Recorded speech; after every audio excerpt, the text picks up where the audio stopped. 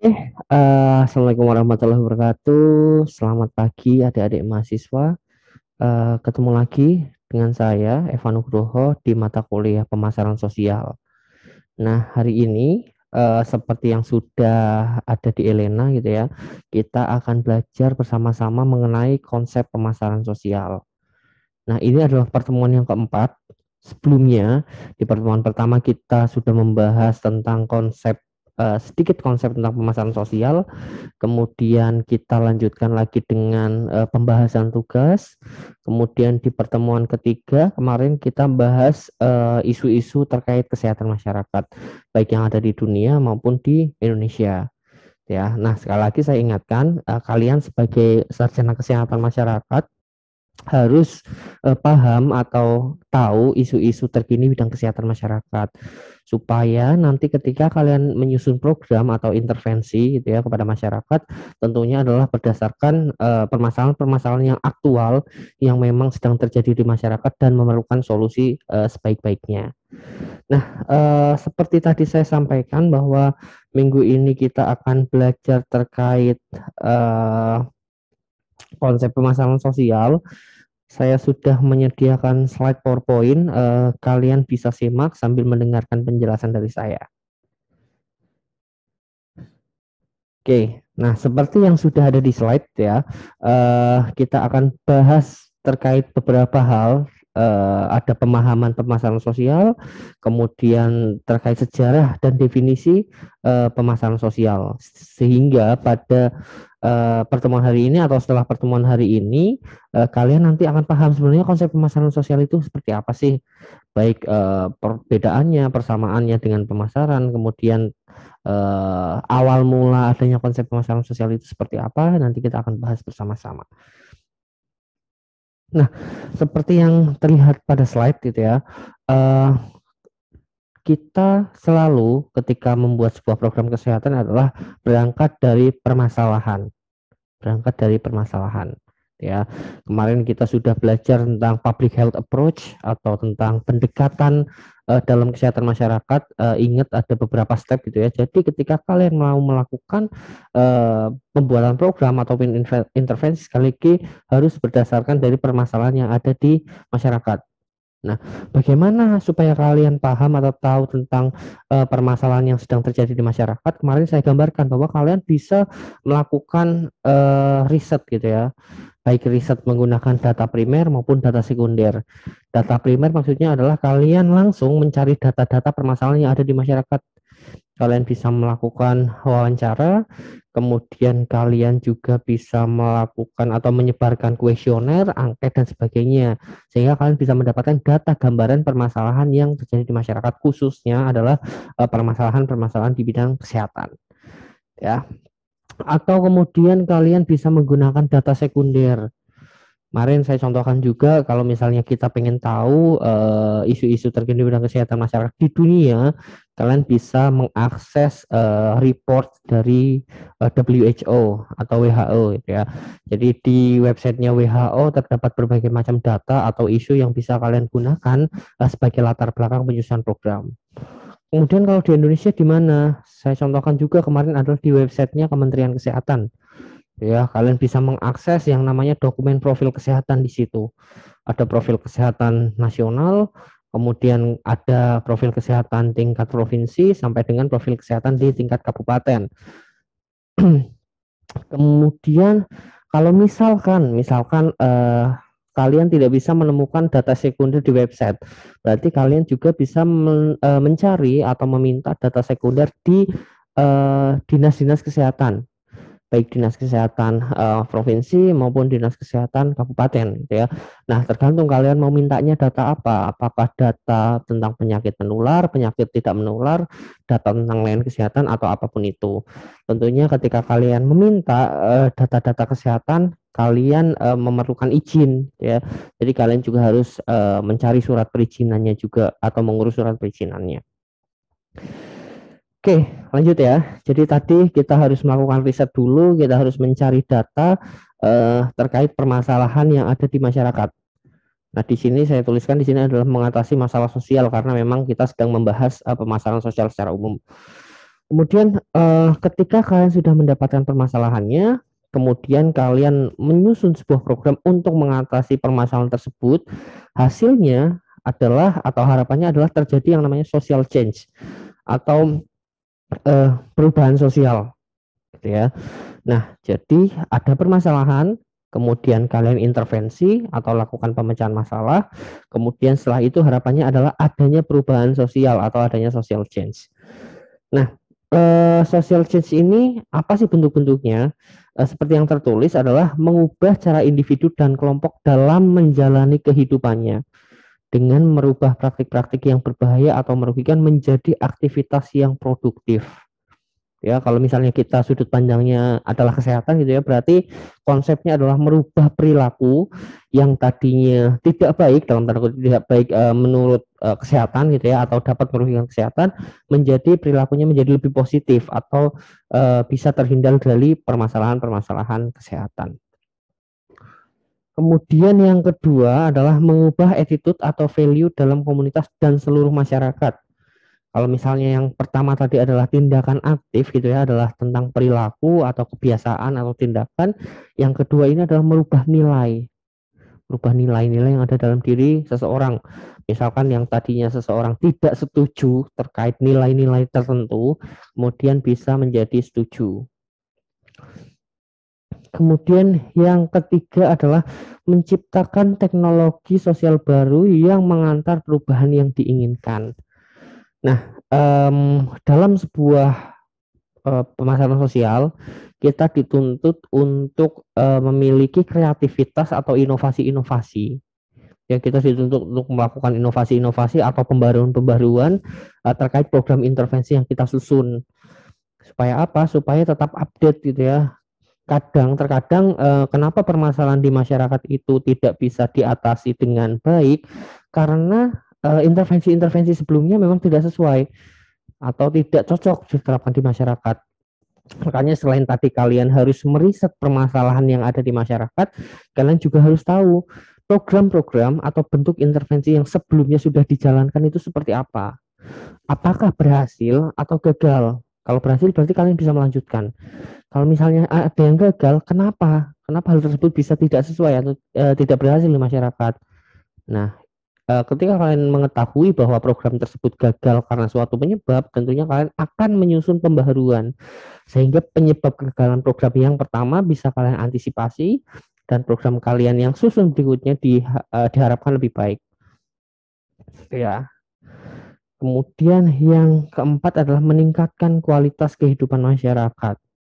Jadi setelah adanya perubahan baik perubahan sikap, perilaku, nilai, kemudian ada teknologi-teknologi atau inovasi-inovasi program yang dijalankan, harapannya terakhir adalah meningkatkan kualitas kehidupan di masyarakat. Itu adalah gambaran konsep secara umum atau secara general terkait dengan konsep dari pemasaran sosial. Sekali lagi kita berangkat dari permasalahan, kemudian memberikan memberikan intervensi atau program, kemudian harapan di akhir adalah adanya perubahan sosial atau social change. Lanjut ya. Nah, ini adalah sejarahnya. Nanti silahkan kalian cari lagi atau baca-baca lagi referensi terkait dari sejarah pemasaran sosial.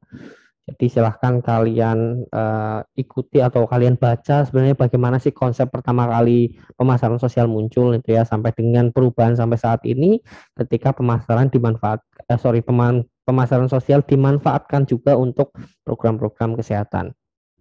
Nah, di sini tertulis beberapa. Yang pertama adalah social change campaign. Jadi kampanye perubahan sosial itu bukan merupakan suatu hal yang baru karena memang sudah ada sejak lama. Pada masa Yunani kuno dan Roma, kampanye dilakukan untuk membebaskan budak. Jadi pada zaman dulu di Roma dan Yunani itu gerakan-gerakan yang ada di masyarakat atau kampanye-kampanye yang ada di masyarakat awalnya bukan digunakan untuk kesehatan, tetapi digunakan untuk pembebasan budak. Ya. Kemudian reformasi kampanye sosial yang pernah terjadi di abad 19 seperti gerakan untuk mendorong pemerintah membuat peraturan tentang kualitas makanan dan obat-obatan. Nah, ini juga berhubungan dengan adanya, kalau misalnya kalian masih ingat sejarah promosi kesehatan gitu ya, ada deklarasi Alma-Ata, ada Ottawa Charter dan sebagainya. Nah, ini juga hampir sama. Jadi pemasaran sosial pada abad ke-19 digunakan untuk mendorong. Jadi pemerintah diminta untuk membuat peraturan tentang kualitas makanan dan obat-obatan, karena pada saat itu memang terdapat permasalahan terkait bahan makanan yang kualitasnya tidak baik, termasuk dengan obat-obatan yang tidak bisa mengatasi penyakit yang ada di masyarakat pada saat itu. Ya. Kemudian berkembang lagi sampai dengan tahun 1971 istilah social marketing secara resmi diperkenalkan untuk pertama kalinya. Salah satunya adalah Philip Kotler, ya. Nah, Philip Kotler mendefinisikan atau menjelaskan bahwa pemasaran sosial adalah the design, implementation, and control of program calculated to influence the acceptability of social ideas and involving consideration of product planning, pricing, communication, distribution, and marketing research. Nah, banyak sekali komponen-komponen yang ada di situ gitu ya, yang ada di definisi pemasaran sosial. Yang pertama, pemasaran sosial adalah didesain. Berarti ketika melakukan pemasaran sosial, kita harus punya desainnya. Kita nggak bisa tiba-tiba membuat sebuah program tiba-tiba dipasarkan. Nah, nggak ada, tapi harus ada konsepnya, harus ada desainnya. Desainnya itu sebenarnya ada bermacam-macam. Nanti kalian akan belajar yang namanya bauran pemasaran gitu ya. Kalau zaman dulu ada 4P, price, product, place, dan promotion. Sekarang udah berkembang menjadi 7P. Oke, nanti kita bahas gitu ya. Tapi sebelum itu, secara gambaran umum, ketika kita membuat desain pemasaran sosial, kita harus tahu produk kita itu apa dulu. Ya, produk kita apa, kemudian pricingnya adalah harga, atau pengorbanan yang harus dikeluarkan oleh masyarakat untuk mengakses program kalian. Kemudian ada place. Place itu selain dari tempat pelaksanaan program juga siapa sasaran kalian. Kemudian ada promotion, adalah upaya atau usaha-usaha atau metode dan media yang digunakan untuk promosi. Ya, jadi ada banyak desain yang harus kalian susun. Kemudian yang kedua adalah ada implementation-nya, atau ada bagaimana proses implementasinya. Kalau misalkan di program gitu ya, ada istilah atau indikator SMART, SMART, specific, measurable, appropriate, relevan, sama time bound. Jadi ada indikator-indikator implementasi sebuah program. Nanti kalian belajar tuh apa yang disebut indikator SMART, SMART, ya. Kemudian ada control of program, ya. Jadi ada kontrol programnya, ada proses monitoring dan evaluasinya di situ. Nah, semuanya itu calculated atau diperhitungkan. Jadi tidak ada asal-asalan dalam kegiatan sosial marketing. Semuanya diperhitungkan, seperti kalau misalkan kalian melakukan pemasaran komersial gitu ya. Jadi ada perbedaan antara komersial dan sosial, tetapi konsep besarnya adalah hampir sama. Kemudian to influence the acceptability of social ideas. Jadi untuk mempengaruhi penerimaan terkait ide-ide sosial. Kalau misalkan pemasaran komersial, kita mempengaruhi masyarakat untuk membeli produk kita supaya kita dapat keuntungan gitu ya. Tetapi ketika kita ngomongin soal pemasaran sosial, adalah kita mempengaruhi agar masyarakat mau menerima ide-ide atau program-program sosial yang kita berikan. Kalau misalkan kita ngomongin pemasaran sosial bidang kesehatan, berarti agar mempengaruhi masyarakat untuk menerima program-program kesehatan yang kita usulkan atau kita tawarkan pada masyarakat. Kemudian involving consideration of, termasuk di dalamnya ada yang namanya produk atau barang dan jasa atau program atau ide gitu ya. Kemudian ada planning, ada perencanaan, ada pricing, communication, distribution, and marketing research. Sekali lagi ada marketing research di sini. Jadi walaupun kita melakukan pemasaran sosial, kita harus melakukan yang namanya marketing research atau penelitian, meneliti pasar atau mencari data-data di pasar tadi ya. Kemudian lanjut lagi, sejak 1971 dengan menggunakan prinsip dan teknik pemasaran komersil, dikembangkanlah sosial marketing berdasarkan permasalahan-permasalahan sosial, ide-ide, dan perilaku masyarakat. Jadi sekali lagi, pemasaran sosial itu sama sebenarnya seperti pemasaran komersial gitu ya. Kita menggunakan prinsip dan teknik pemasaran secara keseluruhan. Sedangkan yang membedakan adalah kalau pemasaran komersial itu yang dijual adalah produk dan jasa komersial untuk mendapatkan untung. Kalau misalnya pemasaran sosial menggunakan teknik dan prinsip pemasaran, tetapi yang dipasarkan atau yang dijual adalah ide, konsep, gagasan atau program, ya. Kemudian tujuannya adalah untuk merubah perilaku masyarakat untuk meningkatkan derajat kesehatan masyarakatnya. Nah, saat ini kampanye sosial berfokus pada reformasi di berbagai bidang, misalnya ada reformasi kesehatan. Ada reformasi kesehatan, anti smoking, pencegahan penyalahgunaan obat, manfaat gizi, nutrisi, physical fitness, dan lain-lain. Jadi ini contohnya penggunaan pemasaran sosial dalam bidang kesehatan. Kemudian ada di bidang lingkungan, contohnya adalah air bersih, pelestarian hutan dan taman nasional, perlindungan pada satwa liar dan lain-lain. Kemudian pemasaran sosial di bidang kesehatan, misalkan peningkatan literasi atau peningkatan minat baca, meningkatkan nilai tes siswa pada mata ajar sains dan matematika dan lain-lain. Kemudian untuk bidang ekonomi ada industri, mendorong keahlian kerja dan training, serta menarik investor asing. Jadi sekali lagi pemasaran sosial itu bisa digunakan di berbagai bidang, ya. Tidak hanya bidang, kalau misalnya kita ngomongin sosial kan biasanya ada bantuan sosial, kemudian ada kegiatan sosial, kemudian misalnya apa sih ya, kegiatan-kegiatan sosial yang ada di masyarakat itu ya. Tetapi ternyata pemasaran sosial itu bisa digunakan di bidangnya banyak sekali. Ada kesehatan, lingkungan, pendidikan, ekonomi, dan yang lainnya. Oke, lanjut. Nah, ini definisinya. Definisinya dari Philip Kotler, Roberto, dan Lee tentang social marketing. Involving the Quality of Life, ini bukunya tahun 2002, jadi bukunya sudah cukup lama sebenarnya. Kalau misalkan kalian coba cari referensi yang baru juga ada, termasuk jurnal-jurnal penelitiannya itu yang mendukung. Sekali lagi, apa sih social marketing? Ini definisinya gitu ya. Social marketing is the use of marketing principles and technique, seperti tadi saya sampaikan. Jadi penggunaan prinsip-prinsip pemasaran dan teknik-teknik pemasaran to influence a target audience, untuk mempengaruhi sasaran secara sukarela, jadi bukan dipaksa gitu ya, secara sukarela menerima atau menolak perubahan perilaku untuk istilahnya apa ya, untuk manfaatnya, untuk mendapatkan manfaat, baik manfaat secara individual atau kelompok atau masyarakat secara keseluruhan. Ya, sekali lagi, penggunaan prinsip pemasaran dan teknik-teknik pemasaran untuk mempengaruhi target sasaran. Oh, ternyata definisi di bawahnya sudah ada, saya kok susah-susah ngertiin yang atas ini. Oke, pemasaran sosial adalah penggunaan prinsip dan teknik pemasaran yang dirancang untuk mempengaruhi halayak sasaran agar secara sukarela mengubah perilaku demi kebaikan dan kepentingan individu serta masyarakat. Jadi sekali lagi, sasaran pemasaran sosial itu tidak hanya individu saja, tetapi bisa kelompok maupun masyarakat secara keseluruhan. Itu definisinya. Lanjut.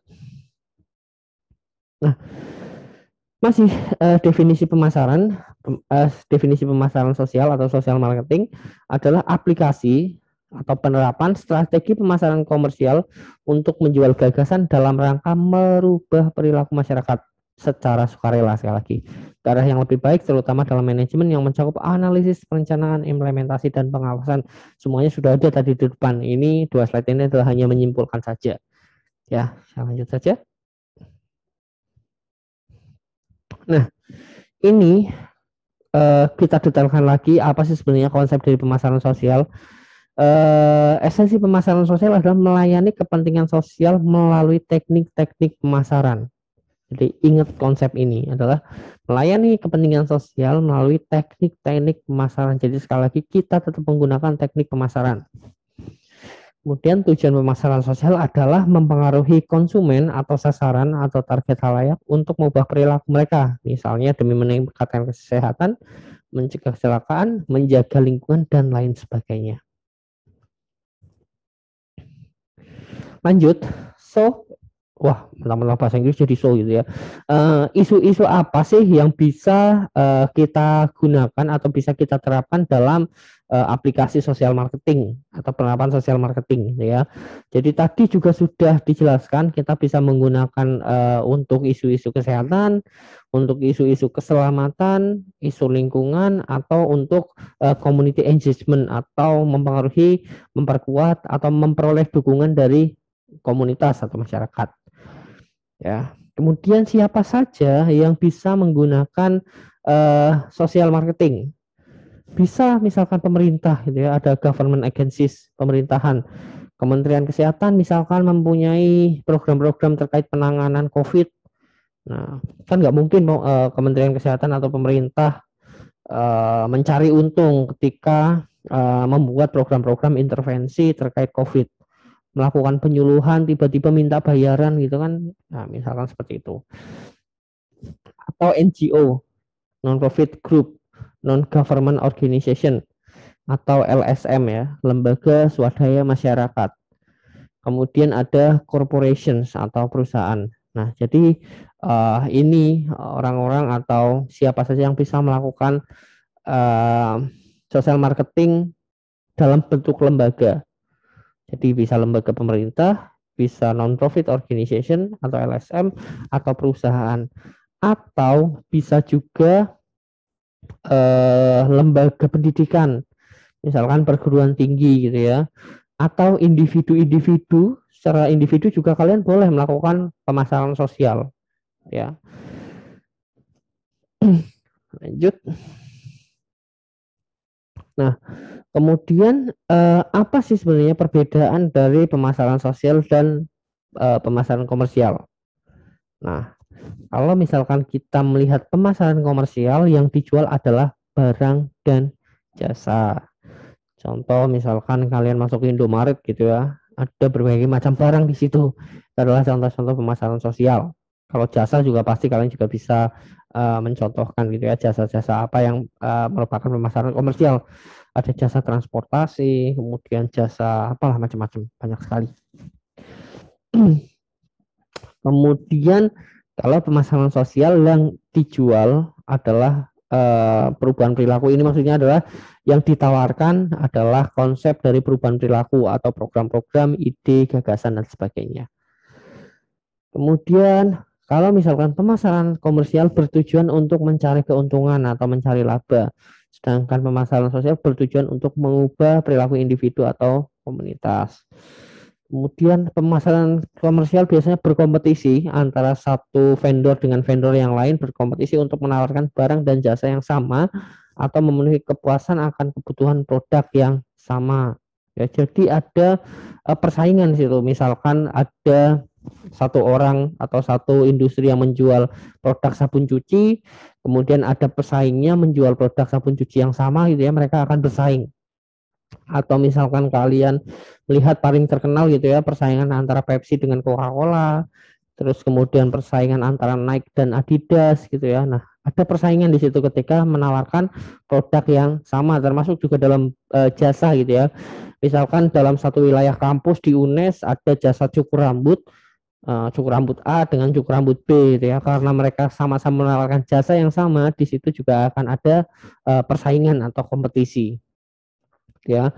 Kemudian kalau misalkan yang di pemasaran sosial yang dipromosikan adalah perilaku dan mengapa perilaku itu dilakukan, prinsip dan tekniknya dalam memberi perlakuan kepada konsumen adalah sama. Jadi kalau di pemasaran sosial itu tidak ada persaingan antara ide yang satu dengan ide yang lain, karena kita konsepnya adalah sosial, atau biasanya justru malah ada kolaborasi ketika ada usulan program yang sama.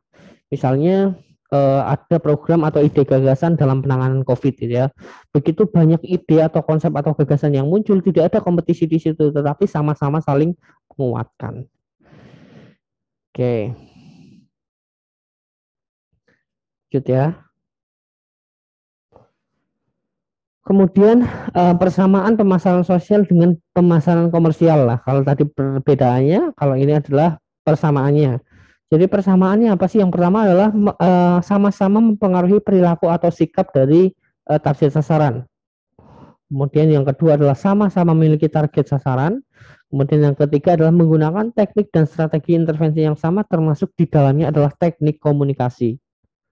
Nah, nanti di pertemuan yang selanjutnya kita akan belajar tentang apa sih yang dimaksud taktik atau strategi dan intervensi pemasaran gitu ya.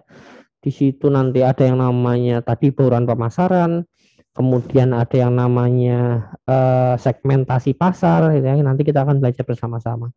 Termasuk salah satunya adalah teknik komunikasi. Kemudian ini adalah prinsip pemasaran sosial, ada 4. Ini juga perlu kalian pegang. Yang pertama adalah prinsip pemasaran sosial itu biasanya adalah menerima perilaku yang baru. Maksudnya apa sih? Jadi kita tadi ya ada permasalahan, ada intervensi, ada social change. Jadi harapannya ketika kita sudah melakukan pemasaran sosial akan ada perilaku baru yang ada di masyarakat, yang tentunya adalah bertujuan untuk berubah perilaku menjadi baik dan meningkatkan derajat kesehatannya. Kemudian yang kedua adalah menolak perilaku negatif. Tadi ya, untuk berubah perilaku negatif yang ada di masyarakat. Kemudian bisa memodifikasi beberapa perilaku. Dan yang keempat harapannya adalah meninggalkan perilaku yang lama. Karena ini hampir sama gitu ya. Yang intinya adalah menerima hal baru yang bagus, menolak hal lama yang negatif, atau meninggalkan perilaku lama, kemudian memodifikasi beberapa perilaku. Oke, ini adalah prinsipnya. Oke, lanjut. Tinggal beberapa slide lagi. Kemudian perubahan apa sih yang diharapkan dalam pemasaran sosial, atau biasanya ini perubahan yang diharapkan dari sebuah program promosi kesehatan? Sama aja sebenarnya. Yang pertama adalah perubahan kognitif terkait pengetahuan gitu ya. Jadi setelah adanya program pemasaran sosial harapannya ada peningkatan pengetahuan. Yang tadinya masyarakat tidak tahu menjadi tahu tentang perilaku-perilakunya atau permasalahan kesehatan yang ada di masyarakat. Gitu. Jadi setelah pemberian informasi secara terus-menerus, maka kelompok sasaran tersebut paham dan mengganti konsepnya yang selama ini keliru dengan konsep yang baru. Misalkan sama nih COVID lah gampangnya, karena kita memang isunya sekarang lebih banyak COVID ya. Jadi awalnya masyarakat tidak tahu perilaku-perilaku apa saja yang bisa menyebabkan atau menularkan COVID. Misalkan jaga jarak, kemudian tidak pakai masker dan sebagainya. Tapi setelah diberi edukasi atau penyuluhan, harapannya masyarakat jadi tahu, oh ternyata perilaku-perilaku yang saya lakukan selama ini berisiko untuk menularkan COVID ya. Jadi awalnya tahu dulu. Awalnya tahu dulu deh. Ya, sebentar.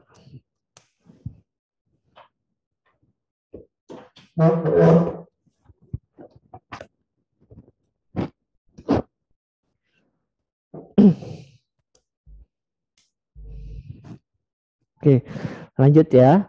Setelah adanya perubahan perilaku, yang selanjutnya adalah adanya perubahan kognitif atau pengetahuan. Yang selanjutnya adalah perubahan perilaku. Yang tadinya perilakunya negatif atau buruk atau berbahaya buat kesehatan, kemudian perilakunya berubah.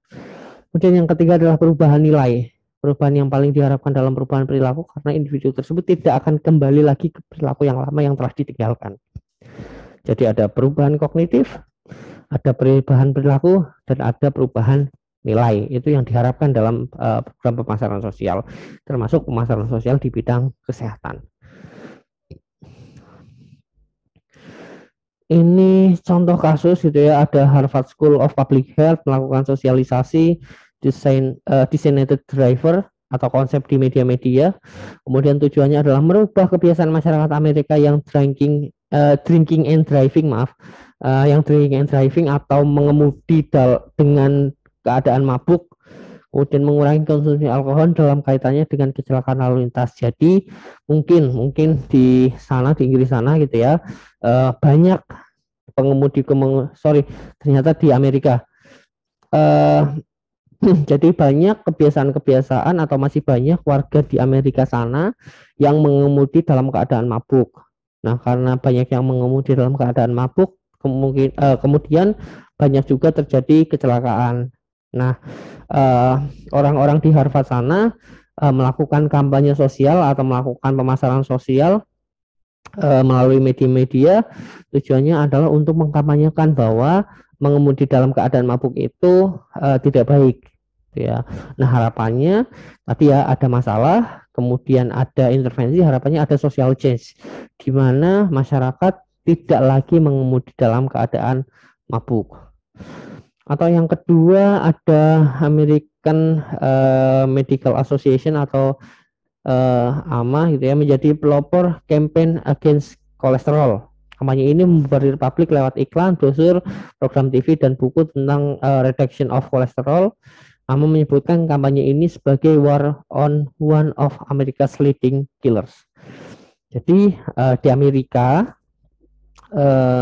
mungkin kolesterol adalah sebagai penyebab angka kematian tertinggi ya karena penyakit.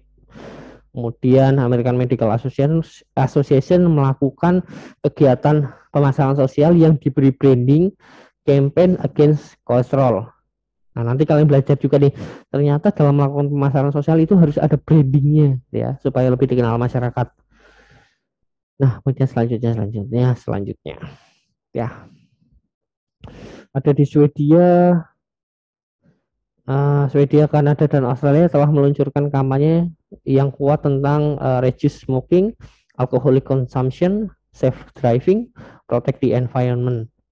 Di beberapa kasus negara-negara ini lebih efektif dalam social change campaign-nya. Ya, nah kalian nanti juga bisa lihat di Indonesia, apakah di Indonesia penerapan pemasaran sosial dalam bidang kesehatan ini sudah masif atau belum? Ya, jadi nanti kalian lihat lagi. Oh, ternyata memang nih pemasaran sosial di bidang kesehatan masih belum banyak, sehingga kita sebagai sarjana kesehatan masyarakat bisa berperan di situ. Atau justru sebaliknya, oh ternyata pemasaran sosial bidang kesehatan di Indonesia sudah baik kok, sudah banyak program-program yang dipasarkan dengan berbagai metode. Tetapi kok masyarakat sampai saat ini perilaku kesehatannya masih jelek ya? Kenapa? Gitu ya. Apakah ada yang salah dengan pemasaran sosial yang sudah dilakukan? Nah, nanti kalian bisa coba baca-baca berita, cari-cari referensi, jurnal, dan sebagainya. Itu ya. Tadi slide terakhir dari saya ya. Kalau misalkan penjelasan saya dirasa terlalu cepat atau ada materi-materi yang kalian belum pahami, kalian bisa lihat lagi videonya, video penjelasan saya gitu ya. Atau kalian bisa download uh, PPT yang nanti akan saya sediakan juga di Elena, atau kalian bisa cari referensi tambahan baik itu lewat Google, lewat jurnal, ataupun lewat YouTube ya. Nah, kalau misalkan memang ada permasalahan yang dirasa kalian belum paham, kalian tetap bisa menghubungi saya, kontak saya bisa melalui WhatsApp maupun melalui email ya. Oke, saya rasa cukup untuk pertemuan hari ini. Mudah-mudahan kalian bisa belajar dengan baik. Sampai ketemu di pertemuan selanjutnya. Tetap semangat, tetap jaga kesehatan. Saya akhiri pertemuan hari ini. Selamat siang. Wassalamualaikum warahmatullahi wabarakatuh.